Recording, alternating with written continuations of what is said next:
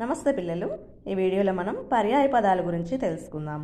పర్యాయ పదాలు అంటే ఒక అర్థాన్ని ఇస్తూ అనేక పదాలు ఒకదానికి వాడడాన్ని పర్యాయ పదాలు అంటారు. అంటే అర్థం అదే కానీ ఆ అర్థాన్ని ఇచ్చే పదాలు మాత్రం అనేకం. ఇలాంటి వాటిని పర్యాయ పదాలు అంటారు. ఒక అర్థాన్ని ఇస్తూ ఒక పదానికి అనేక పదాలు వాడతారు. అలా గనక వాడితే వాటిని పర్యాయ పదాలు అంటారు. ఇప్పుడు పర్యాయ పదాలకి ఉదాహరణలు చూద్దాం. మొదటిది జిహ్వ. మనం అలంకారాల్లో కూడా చెప్పుకున్నాం కదా, శ్రీనాథు వర్ణించు జిహ్వ జిహ్వ అని. అంటే అక్కడ కూడా శ్రీనాథుని వర్ణించే నాలుకే నాలుక అని, అంటే దాని అర్థం నాలుక. దీనికి ఇంకో అర్థం రసన, ఇంకోటి కూడా కకుత. రసన అన్న, కకుత అన్న, నాలుక అన్న మూడింటికి కూడా జిహ్వ అనేది మీనింగ్. ఇలా ఏది ఇచ్చినా కూడా మీరు మూడింట్లో ఏదైనా రాయొచ్చు. నెక్స్ట్ కన్ను. కన్ను అంటే నేత్రం, నయనం. తర్వాత ఇంతి.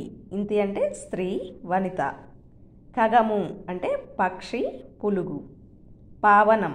పావనం అంటే పవిత్రం, పునీతం.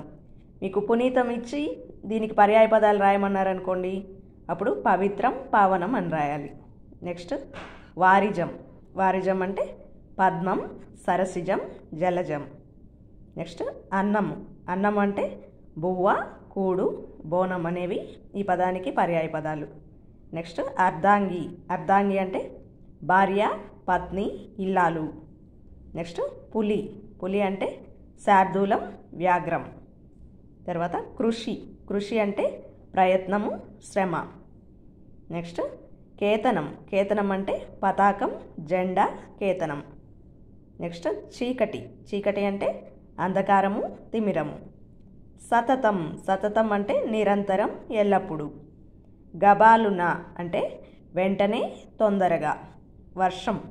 వర్షం అంటే సంవత్సరం, ఏడాది అనే రెండు అర్థాలు వస్తాయి. మీకు ఏడాది అని ఇచ్చి పర్యాయ పదం రాయమన్నా సంవత్సరం, వర్షం అని రాయాలి.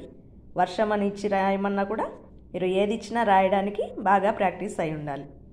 వీటిని కనుక బాగా ప్రాక్టీస్ చేశారనుకోండి, మీకు ఖచ్చితంగా 1 మార్క్ వస్తుంది. అన్ని కాంపిటేటివ్ ఎగ్జామ్స్కి కూడా ఉపయోగపడతాయి. ఛానల్ని సబ్స్క్రైబ్ చేసుకోండి పిల్లలు. ధన్యవాదములు.